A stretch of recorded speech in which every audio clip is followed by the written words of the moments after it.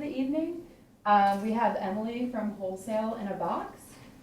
They are based out of Pennsylvania, and they work with artists and maker businesses and designers to get their product into retail facilities and diversifying your wholesale outlet through that avenue. And then we have Susan from the Common Market, Georgia. Some of you guys may know her as the director and founder of Global Growers, and we're excited to have both of them here tonight. You're going to kick us off, Emily? Yeah. Okay, good deal.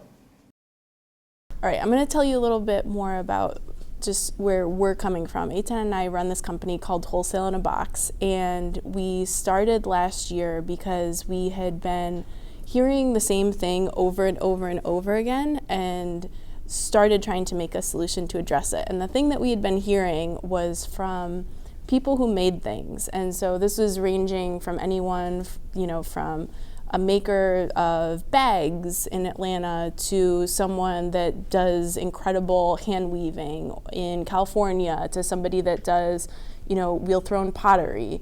And they were all saying the same thing, which is something that might resonate with you, even though it's a different product for some of you, which is, I make this incredible thing, and I've been doing it, and I've been getting a great response through X, right? Maybe it's the farmers markets. But for this to be sustainable and for this to not be draining in every possible way, I need to get my work into more outlets. And for a lot of people that we worked with and that we had been talking to, those outlets meant boutiques, right? And so they said, okay, I make this handmade thing, I need to get into these handmade boutiques.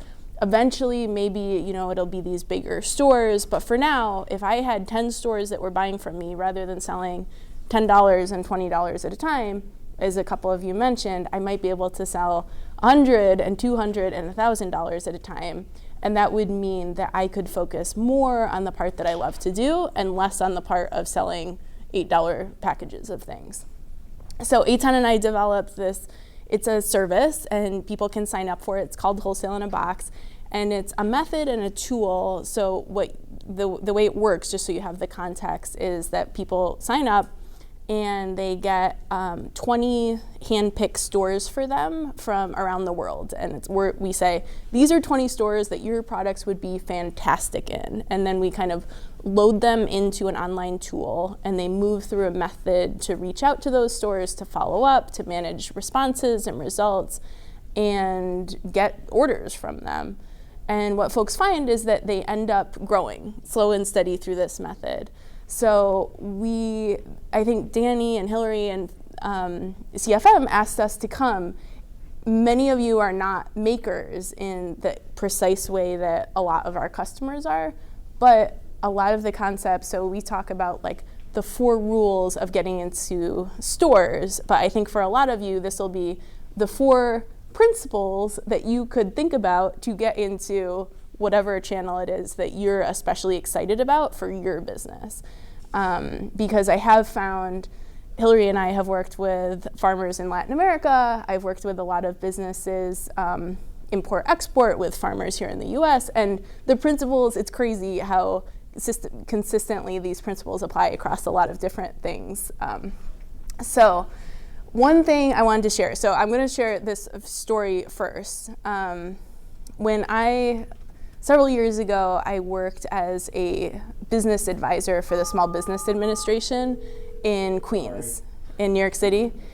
And we would have people of all walks of life come in, and they would come in with their business problems, and we would try to sort them out as best we could together.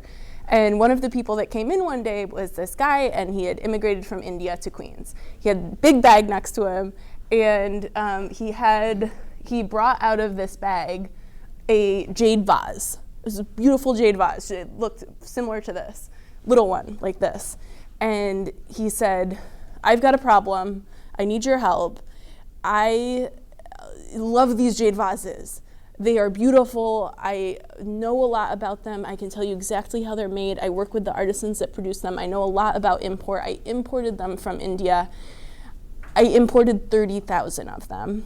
And my problem, that's great. I'm really excited about them. I'm really passionate about getting them out there. But The problem is that my wife is going to kick me out of the house because they're piled up. The garage is full, so forget that. And then now they're piled up in the kitchen and the living room and now my kid's bedroom. And they're not selling, and so I need to get them out of the house. So I said, oh, okay, well, what have you tried? What have you tried to sell these things? 30,000, that's okay, that's a lot of jade vases. What have you tried to sell them? And he was like, oh, no, I don't do sales. I don't do any kind of, that's not my thing. I don't do sales, I don't do marketing. I know about the jade vases, and I do the import. And so we kind of took it from there. We made some progress. But I always think back to that story because I think for so many of us, it sounds like kind of an extreme example with the 30,000 jade vases and not kind of thinking through the sales part and then saying completely that you don't do sales. That's a little extreme, but I think all of us can fall somewhere on that spectrum of I love this thing that I do, and maybe the sales and marketing piece of it or the selling to wholesale outlets piece of it will hopefully take care of itself. So when we work with our makers, that's a thing that we hear a lot is like, that's not my favorite part of this. How can I get control of it and grow while still getting to do the part I love? So that's what led us to these 4, right? So it's, I make this beautiful thing. I've gotten a great response. Oftentimes people have like a handful of wholesale accounts, but to be sustainable, I need to be in more stores or restaurants or other resale outlet. So Eitan and I talk about these 4 rules, and Eitan, chime in if if there are other things to add, but we talk about number 1, make connecting your job. Number 2, craft your story. 3, follow up and follow through. 4, start with good enough, then make it better. So tonight I'm just going to share briefly a little bit about each of these 4 principles, hoping that it'll apply in different ways for each of you. And then I know in the breakout sessions we're going to get to dig in a little bit deeper in each of these things and say, okay, but how can I actually apply this in my business? So the first one is make connecting your job. And the example of the jade vases I think is illustrative in terms of the mental shift that often has to occur for people that make or grow things. Make, grow, cook, but oftentimes the reason they got into it in the first place was the thing itself and the process of doing that. And so the first thing that we always say is that Seth Godin has a quote that there is no art without connection. And so the art that you do as a farmer, the art that you do as a baker, the art that you do as a jeweler is an exchange between 2 people. And for that art to be completed, that exchange has to take place, right? If you make it and the jade vases stay in your house, stay in your garage, stay under your bed, that circle never completes itself. And a core part of it is just sort of taking on and saying, like, I wear a lot of hats, and one of my most important hats is connecting. I think that part of that also is, if one of the things you can be thinking about during, like, as we're talking about this is, okay, so if connecting is my job, if principle number 1 is make connecting your job, what are the places that I would most want to see my product in? And so if I were in charge completely of picking and choosing exactly where I wanted to see my products, starting to get really clear about what that list of outlets, stores, restaurants would look like. The second rule is craft your story. And so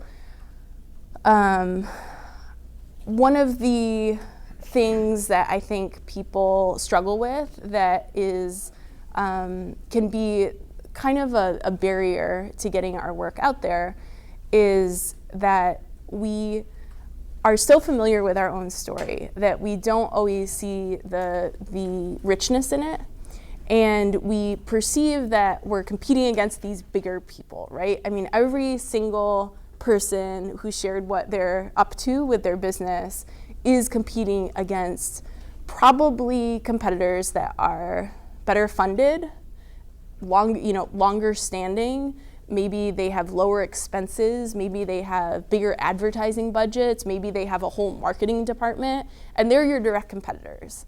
So what people always say to me is like, well, how could I possibly, when it comes to selling my work in stores, and okay, fine, Emily, like you told me connecting's my job, and I have this list of 20 stores that I would love to be in, and I think honestly my product would make them money. Fine. But how am I supposed to connect with them in such a way that I can compete against these other people? And oftentimes what people end up doing is they get super professional. And they sort of strip out all of the little lumpy, bumpy, odd parts of their story and make it clean and tidy in an effort to kind of compete with those bigger people. And what happens is their story gets lost. So this is one of my favorite, it's like a, can you see it? Different, you mean awesome. If by different you mean awesome. And so I think that's one of the things that we talk about when we say craft your story. It's pulling out the parts. So if point number 1 is make connecting your job and think about what would be your dream roster of places that you would want your product in. I think action item number 2 is what are the weird, different, parentheses, awesome components of your story that are so unique to you that they're almost like they could almost be seen as a weakness in terms of your story and what you do and who you are, but are actually the most awesome parts of it. And so starting to get really clear on those, and that's what you focus on when you connect with those retail outlets. One thing that I think people say is, yeah, but I'm not that good at marketing or sales. And to which I say, yeah, but you're an expert in your story. You're an expert in your product and your story, and that's actually all you need. And we see it over and over again, right? People, our makers will send completely lo-fi, not that professional emails and like presentations of their product. They are not jazzy, but they're honest and they're true about what they do, and that's all that they need because they're connecting with people who would benefit from selling their product, and they're doing it in a way that's reflective of their product. Second, my product should speak for itself. I think a lot of people say, like, I make this thing, it's awesome. It's not only that it's awesome, but like the levels of integrity of this product should speak for itself, right? And so many times it just doesn't, right? It's that last step, the same energy that goes into crafting the product also has to go into crafting the story, or that connection will never get made. And then the third thing is, I think a lot of times it feels overwhelming to people. To tell my story, I hear this all the time. Tell my story, you don't understand. I would have to tell pages and pages. This would be like a 6-page document. And I agree with that, in that to tell the story completely, you would have to do that. But I think a lot of times, even just saying like, what are the 3 things that are most important about my story that I could communicate with people that would be interested in buying it? And starting with that, and then the rest can come later. These are some of the things, okay, so some of these things will apply differently to different ones of you. Some of the pieces, a lot of times people are like, okay, my story, that seems a little abstract. So one thing that we look at when we look at all the ways that your story comes across are kind of the channels that you're using to communicate. And these are some of the different pieces that our makers use to communicate. So oftentimes there will be kind of like a comprehensive representation. What are the products? That'll be like a line sheet or a catalog. It can also just be your website if you have your products online. Your product photos and the descriptions of those. Your About Us page, which is actually an important and sometimes overlooked part of that whole package. A lot of time, we work a lot with people on developing an email template that they use to reach out to stores. It can also be used to, reach out to restaurants. Having some of that wording hammered out ahead of time really facilitates doing it consistently, which is a big part of the battle. Social media, and then packaging is also another component of the story in terms of how it all trickles through. The third thing that we talk about is follow up and follow through. So we hear all the time, yeah, but I tried reaching out to stores and restaurants. I tried reaching out to places to buy my work, but I never heard back, right? Like dozens. I've reached out to dozens of places. I put myself out there. I was really scared, and then I did it, and then I never heard back. And the thing that we often ask when a maker tells us that is, okay, how many times did you follow up with a store? And they'll usually say they didn't. Sometimes they'll say they followed up once. And then we'll tell them the story of our friend Teju. So our friend Teju runs a business accelerator program in Colorado. And this whole program rests on having mentors come to the program. So my friend Teju's job is to get mentors like, I don't know, Sheryl Sandberg, Richard Branson, to come to this business program and help his entrepreneurs. Well, he doesn't know any of these mentors, so he has to make connecting his job, craft his story, and reach out to these mentors. And so Eitan and I emailed him one day, and we were like, so when you follow up with a mentor, do you follow up like once or twice, usually, if they don't write back to you? And he's like, you know what? Yeah, often I'll follow up 17 times. And we thought he was joking, but he forwarded us a couple of the email exchanges. We counted, and it was actually 17. And so we started to shift our mindset about what it means to follow up, right? People are so busy. We talk to a lot of store owners, right? And it's this kind of stuff, right? Like, I wrote her an email, so if she's interested, she'll get back to me. Or like, perhaps they said they wanted to place an order, but they haven't yet, so I guess they decided against it. I tried doing outreach with a dozen stores last year. I didn't hear back. I dropped it. And then on the other side of it, we work with these store owners, and they're saying this kind of thing. Like, this is a direct quote from store owner. Silence does not mean I'm not interested. I wrangle a 2-year-old, so my days are long, and I have to email that person back list is longer. Don't be afraid to send a follow-up. No, often a well-timed email about new items or a special makes an order happen. So it's not you, it's my toddler. And it's just like I'm here to advocate for thinking about how much you actually have to do that follow-up piece of things. So we say follow up and follow through. That's the follow-up piece. In terms of following through, one quick note, and my guess from what I've heard from Hillary and Danny and everybody is that you all are very strong in this component. But one thing that really sets people apart is the follow through. Once you get that one little wholesale account, right? Maybe it's even someone down the street, and following through to make sure that that order is packaged professionally, that it gets there on time, that you follow through after the sale and ask them how it went and whether they need any replacements or any additional packaging. That's something that sounds so basic, and when we're sitting here, it's like, oh yeah, obviously you would do that, obviously you would write a thank you note after the sale, but then we see and almost nobody does it. There's something about it that it's almost like that seeming professional thing. It's like they want to have that extra step of distance, and then what happens is the store owners are like, I don't know, I ordered something and then the person disappeared. So I think the other side of it is after the order, following through.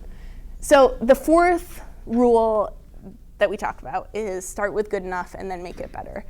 All of you are people who have a lot of pride in your craftsmanship in one way or another.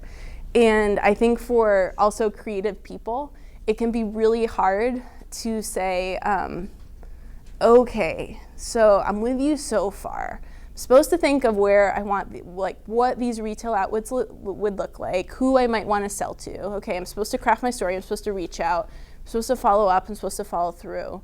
But the thing is, a lot of people say, my X isn't really good enough for that yet, so I'm gonna do it in 6 months. My product photos are not where they need to be, so I can't email people. So I'll do that in 6 months. My website is not where I need it to be, but I can't hire a web developer yet because my business isn't quite big enough yet. So I'll do it in 6 months. And what happens is wholesale growth becomes this sometimes maybe when it's possible kind of project that never happens. So Eitan and I, our primary job on a day-to-day basis is to be the person that says, I get that. Also, consider starting now with what you have, as imperfect as it already is, and then in 2 months, 3 months, and 6 months, keep making that better. So the concept that things are work in progress, done is better than perfect, I think that the traditional model is persist or quit. So it's like, I'm going to try reaching out to stores. I'm going to reach out to 20 stores. I'm going to work really hard. I'm going to get all the way to 20. And if it doesn't work, I don't know. I'll quit on that and I'll have to try something else. And what start with good enough and make it better advocates for is forget persist or quit. Start with what you have. Iterate as you go based on the results that you're getting, the feedback that you're getting from stores, the feedback that you're getting from restaurants, and improve all your materials according to that rather than according to your idea of what perfect needs to look like. So those are the 4 rules. So I've got about a half an hour, but I think what I'd like to do is to run through just some of the basics of what I call wholesale readiness for farmers. But I realize that everybody in the room is at really different places. And so I want to give you all that sort of general perspective of where I'm coming from and what are the considerations that I know that the farmers I work with on a daily basis are looking at, and then to really ask you guys where you want to focus, because I can share a lot more, but I can also tailor it a little bit. These days, as I'm about to explain, I'm working on a fairly large scale of wholesale distribution relative to the small farm community and small producer community. But I have also worked to start up a nonprofit business. We've done everything from community gardens to farmers markets to building a CSA, starting with 10 people all the way up to 150. Have done restaurant sales and all kinds of things. So I think there's a lot more probably that I can share or can give you all some perspective on, or at least my perspective on, around this. So I'll just try and take about 5 or 10 minutes, maybe 10 minutes to run through this part, and then we'll see where that goes from there. So I was asked to come in and talk a little about what wholesale readiness really means for farmers, but I do think we can do farmers and value-added producers because both are very much on the horizon. And I'm sharing with you the common market perspective. This does not mean that all wholesalers everywhere are doing it the way that common market is doing it. And again, as we kind of focus in on more specific questions and markets, I might even have some suggestions for you of other distributors that you might be interested in working with, depending on where your focus is. But let me tell you first a little bit about common market. You can read that our mission is really focused on strengthening the regional farms and creating an opportunity for good food to get to all of the communities and all of the institutions that are serving those communities. And for me, that's a kind of a fancy way maybe of saying what most people kind of commonly know of as a food hub, but specifically a food hub that is focused on accessibility of food for all people. So for us, that means a lot of scaling up to be appropriate in scale, so that we can work on prices that will be affordable to a large number of people.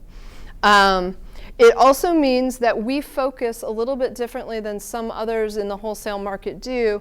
We're looking a lot of times at public schools, at hospitals, at universities, customers that will allow us to do that kind of scaling, and who are feeding a vast majority of people. If you really calculate all of those numbers, you'll see that an awful lot of meals are being consumed in those places by people from all walks of life.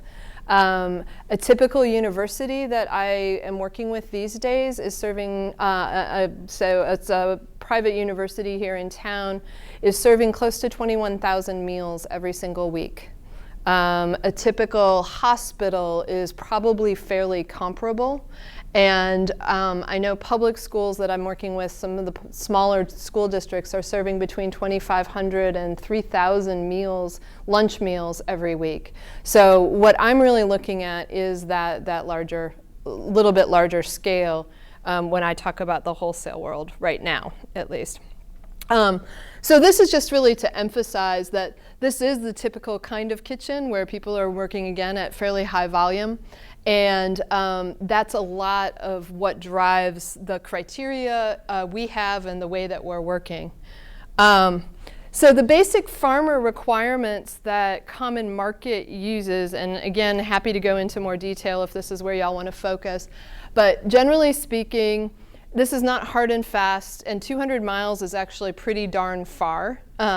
We had to set some outside parameters. I actually try to prioritize Georgia farmers first, and then from there we'll go outside of Georgia to the neighboring states when there's either something that we can't get or producer qualifications that can't be met that of the people that I've found so far to be working with. We do, and I'll touch on this in a minute, but every box of product, whether it's a vegetable or it's a cheese or whatever it is, every box or case of product has the name of the farm on it. And we always identify where that farm is located and what the growing practices of that farm are. So for us, we have a fairly flexible definition of local, meaning that we can do quite a range. And we also are willing to work with farmers across a spectrum of sustainability. But what's really important for us is to source identify, promote our farmers, and let the customers be able to choose according to what their definition of local is. So I have some customers who say it has to be 125 miles from the cafeteria where I serve the food as the crow flies in order for it to be considered local. You know, and then others are like, well, there's an 8-state region down here, and that's pretty darn local to me. And so what we want to do is give our customers the ability to choose within what we offer for what will fit for them. So that local, located in a 200-mile radius is fairly broad. Sustainable growing practices that decrease chemical inputs, that is probably core and near and dear to most everybody's heart here. We do not exclusively require organic certification or anything along that spectrum, other than we really try again to identify the practices of the farmer. And we use primarily 3 main categories. One is certified organic. The next one is what we call sustainably grown. And sustainably grown is a label that we've really put on. There's not like federal criteria for what that means. But what we were trying to identify are those farmers or producers who use essentially organic practices, but for whatever reason have chosen not to be officially certified organic. At this point, we wanted to not just call them conventional producers because they didn't have organic, but we can't call them organic legally. So we have that as a definition of sustainable producer. So that would include CNG folks or people who really do have the organic practices but just don't have certification. We do need to have a certificate of liability insurance covering our organization. And we require a $1 million liability policy, which seems like a heck of a lot of money, but you don't have to pay all of that or anything. You just have to pay the premium. And the premiums generally run in the ballpark of about $500 a year for that. So again, this is all about getting to the appropriate scale. And the reason that we do that is because we are required by those big institutional kitchens, we are required to carry a $5 million, well, some require, some don't, but in order to be safe and be able to serve all, we have to provide them with a $5 million general liability policy, and that's an umbrella policy. In turn, in order for us to be able to get that policy, we have to show that our farmers are insuring us. So it's kind of this whole chain that goes down. And at the end of the day, it's a good thing. If anything were to happen in any direction, it's important for people to have that insurance and have that coverage. We do require a food safety program on any farm or in any production facility. We do not today require GAP certification or third-party food safety certification, but we're going to probably have to move in that direction. And I've set an aspirational goal of 2017.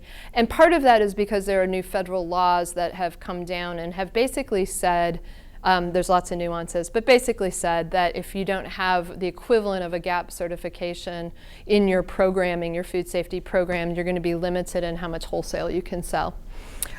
We also need for our farmers to have a post-harvest handling and packing system, which I want to go into actually on this next slide.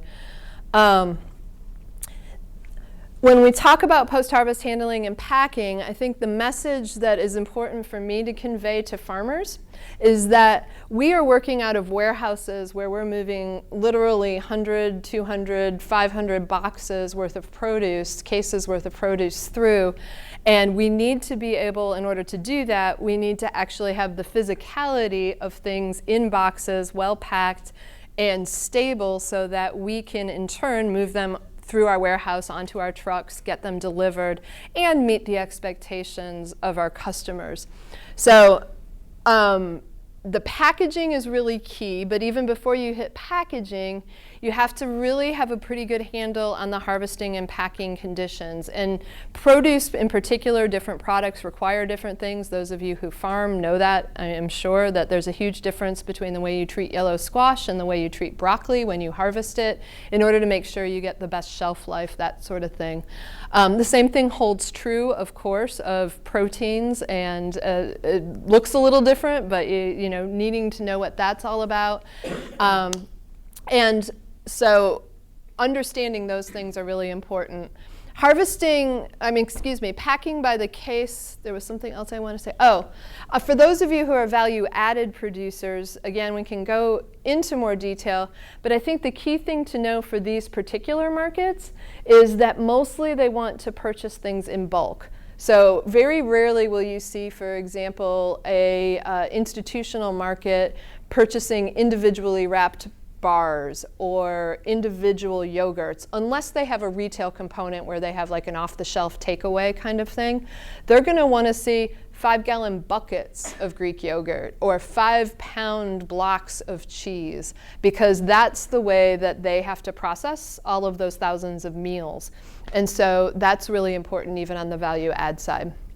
For most of the products we work with, cold chain is very important, and so that raises the game a little bit. It feels a little different than it often does when you're transporting things to a local farmer's market. Figuring out how you're going to make sure that that cold chain stays intact is really important, as are their quality controls. We have to be in a position where we can be clear with farmers from the very get-go what the expectations are in terms of quality. We try to never bring anything into the warehouse unless it's a storage product that we don't move out of the warehouse within 3 days. But we have to bring it to a customer knowing that they can keep it in their world for a week or so, in most cases, if not longer, depending on the product. So we really need to be very clear about quality control issues, and we don't have the ability, we're legally not allowed to go inside those boxes and start yanking things out and being like, oop, some split tomatoes in there, we need to pull those and maybe substitute in something else, because we're not a packing house, and that's like a whole other level of licensing and all this stuff. So there's a lot that goes into that. I want to touch just briefly again on the financial planning aspects of wholesale. There's a lot that goes into making a decision that a wholesale market is the right market for you. And in most cases, I would almost always be recommending that you diversify your market options, that wholesale is just one avenue.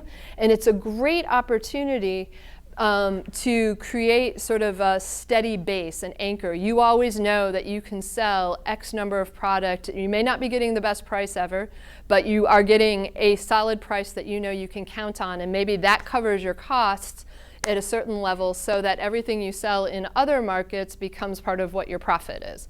You know, you look at ways to balance that. You also have to look at whether or not you're really functioning at an appropriate scale for wholesale markets. Because when you're doing everything crafted by hand from very start to finish, whether it is growing something in the ground and you're not necessarily using a lot of heavier equipment, or you're crafting something by hand as a product, a value-added product, oftentimes there's not really any good way to make those numbers work out. And I'm happy to dig in a little bit more to that. The other thing that I think is really important when you're thinking about wholesale markets is true cost versus what it really costs, what price you put on your product. When you go to the farmer's market, if you really count up all of the hours that it took to harvest specifically for that market, to package everything up, to pack up the vehicle, drive to the market, get set up, do all of that, and then you factor in the number of times a year that there's a really big storm, and so everything gets shut down and you don't even open your wares and get to sell anything. And you factor in any assistance that you need to pay or the time that is lost from being on the farm, and you think through all of those different elements. If you take all of that and you put dollar figures to that, that's what true cost means, right? You're taking not just how much did it cost to put the seeds in the ground or how much did it cost to raise the animal and how did that all work, but you're really thinking holistically about what it takes. And there's true cost, and then there's also opportunity cost, right? The things that you missed out on at your farm or doing your production while you were out there trying to manage these direct markets. And so those are things that you have to be looking at pretty carefully. And a lot of times I'll find that farmers who think that they really want to stay focused on direct sales because they're getting a much higher profit margin will realize when they start costing out all of the hours of labor and things that it takes to get to those markets, that they're really not actually making more money. In fact, they may be losing money if they really cost out those or take into account those factors. So those are all components of the financial planning side of things. Again, happy to dive a little deeper into that. The other thing, and I touched on this just a minute ago a little bit, is around communicating the story of the farmer. When you work with a distributor like us, one of the things that we can do is get you into food service companies in these larger markets so that you really can scale. But it's really important to us as a distributor to not lose the identity of the farmers. And again, like I said, we always source identify. We're always looking to promote the farmers. These are just a couple of examples. The one on your left-hand side is a Meet Your Farmer poster. We've gotten some better pictures. The sweet potatoes are okay, but we kind of like, meet the real farmer, not just the sweet potato. But we do hard copies of those, and we give those out to our schools and our different customers that will often frame them and post them so that we're getting out that message. And then this is another thing that we've been doing on social media. We call it Meet Your Farmer Mondays. So every Monday we try to post a little bit about a particular farmer and who they are and where they're from. We also send out those kinds of communications to our customers when we're managing the sales side of it. So those are just some of the real basics about what we do and how we approach wholesale.